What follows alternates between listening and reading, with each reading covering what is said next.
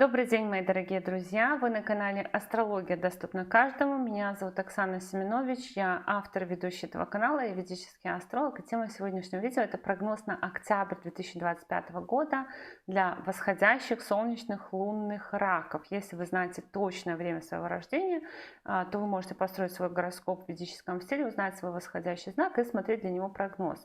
Ссылку на то, как построить свой гороскоп в ведическом стиле, я вам сейчас прикреплю в правом верхнем углу. Она будет также в описании, в комментариях к этому видео. И в описании, в комментариях к этому видео будет ссылка на мой сайт, где можно записаться ко мне на курс по ведической астрологии на обучение, либо на составление личного гороскопа. Но если вы не знаете точное время своего рождения, то под каждым видео прописаны даты, в которые Солнце было в том или ином знаке зодиака. И тогда смотрите прогноз для знака зодиака Солнца. Ну, если вы более-менее разбираетесь, тогда можете смотреть прогноз по знаку зодиака Луны. Также хочу вас попросить не забывать ставить лайки, не забывать поддерживать канал вашими комментариями. Это очень важно для меня, помогает мне развиваться, помогает моему каналу развиваться. И теперь давайте говорить о тенденциях октября 2025 года для восходящих раков. 3 октября по 24 октября Меркурий будет идти по вашему 4-му дому гороскопа, дому, который отвечает за недвижимость, за транспорт, за место нашего жительства. Меркурий 100% здесь дает тенденцию на длительные поездки, возможно, даже несколько длительных поездок, возможно, даже часто ночевать не дома. Также повышается интерес вообще в целом к теме недвижимости, к теме транспорта. Может быть, поменять арендное жилье, если вы в арендном жилье живете. Есть тенденция на оформление документов на недвижимость, транспорт, возможно, даже переподписание какого-то договора. Может быть, по Меркурию тенденция такая, что дома будет много разговоров, дома много писать конспекты, дома много разговаривать, могут гости к вам приезжать, либо передавать какие-то подарки, посылки и так далее. Но также Меркурий может давать некоторым ракам, если вы работаете в найме, переоформление контракта, переподписание контракта по работе. В целом Меркурий просто дает еще тенденцию на то, что какие-то, может быть, даже навыки новые в работе нужно будет получить, какие-то инструкции, может быть, изучить. 7 октября состоится полнолуние в вашем 9-м доме гороскопа. 9-й дом — это дом власти, дом зарубежных поездок, дом удачи, дом отца, учителя, руководителя. Полнолуние в 9-м доме гороскопа может давать зарубежную поездку, но не всегда, да, я много раз напоминала, что полнолуние — это такой период, он не самый сильный по значимости, и могут быть завершаться какие-то дела, допустим, завершение какого-то этапа. Например, получили ответ на ваш запрос от руководителя, что-то поменялось в жизни отца, поменялся у вас репетитор, поменялся у вас классный руководитель или просто ваш учитель там ушел куда-то в отпуск.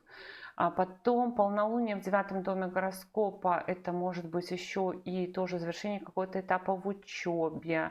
Если у вас есть внуки, например, вы можете встретиться с внуками или, допустим, наоборот, внуки от вас уезжают.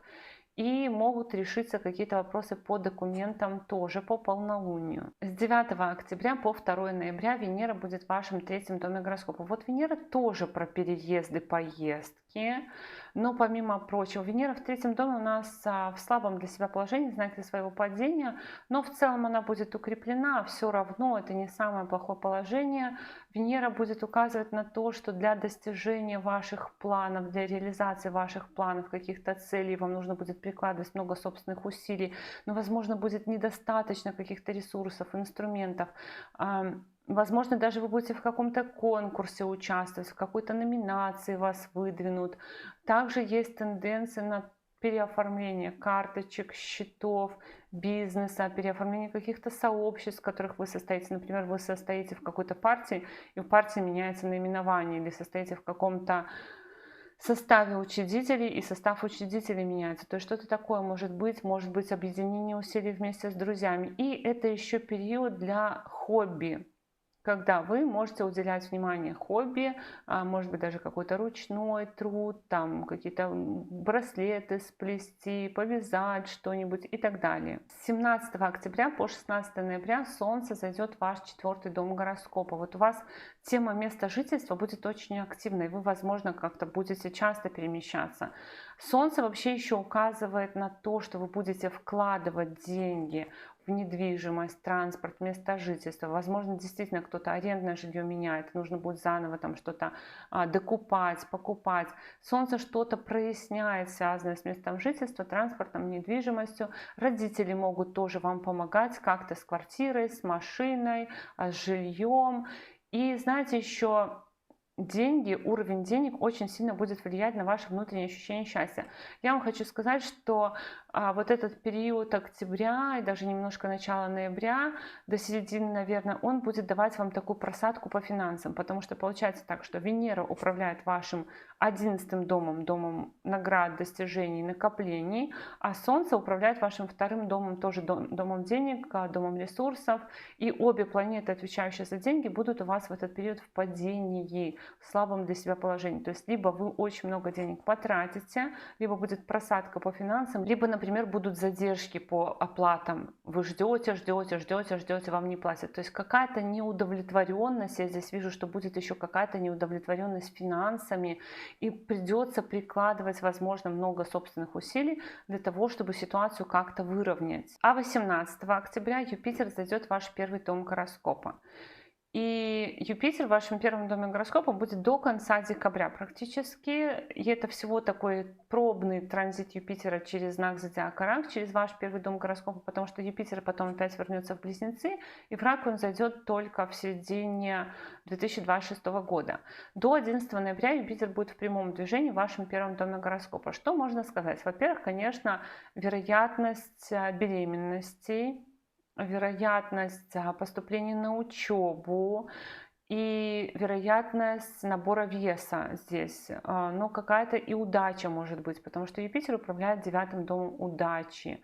И что-то может быть такое, в чем-то вам повезло, в чем-то вам, как говорится, вас просто от чего-то отвело, либо просто какая-то удача, может быть выигрыш, может быть какое-то первое место, может быть еще что-то. Вот все в таком роде.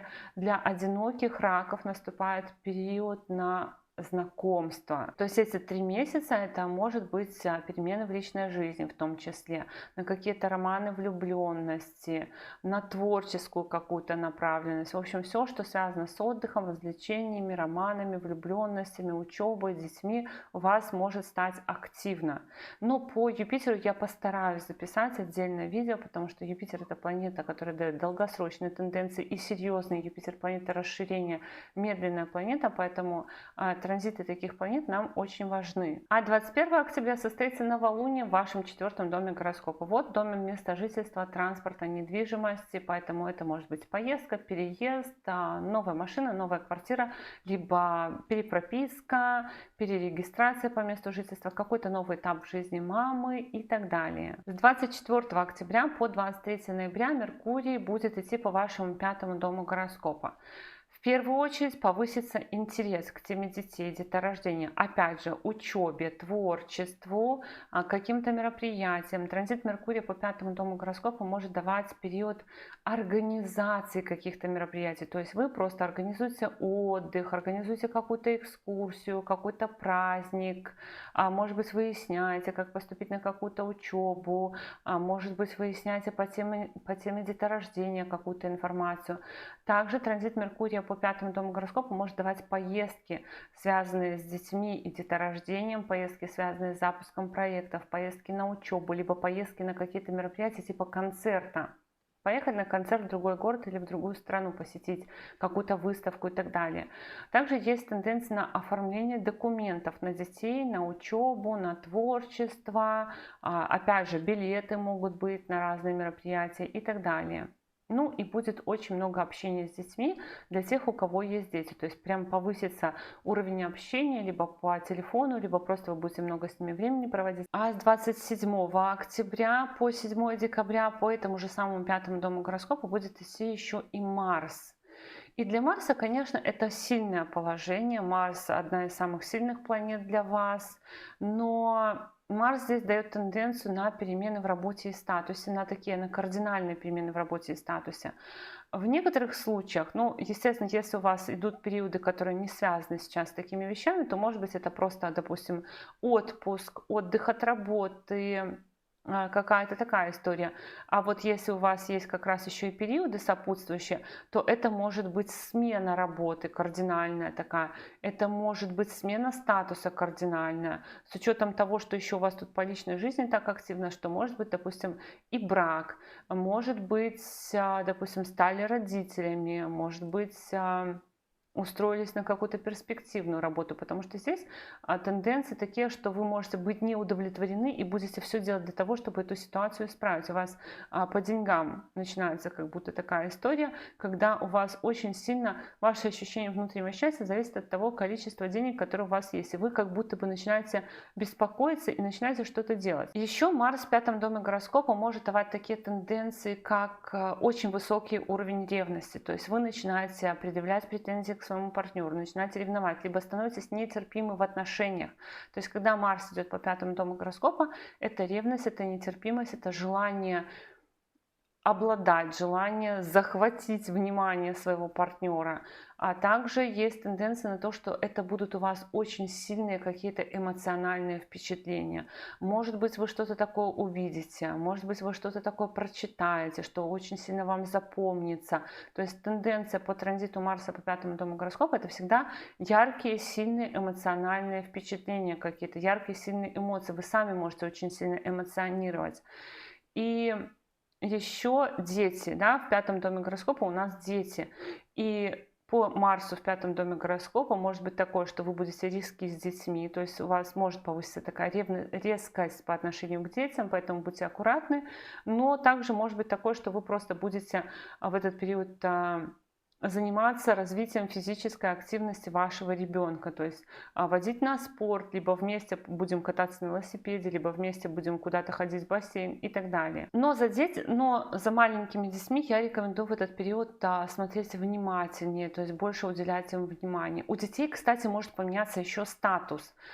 То есть не только у вас и не только по работе, это у вас может быть еще и по учебе, но и у детей может поменяться статус. То есть ребенок был в садике, пошел в школу условно, либо школа меняется, и какой-то статус такой значительный. То есть Марс в сильном положении дает хороший результат для того, чтобы поменялся какой-то статус у ребенка тоже. Вот так, мои дорогие друзья, такой у нас с вами был прогноз для восходящих солнечных, лунных раков на октябрь 2025 года.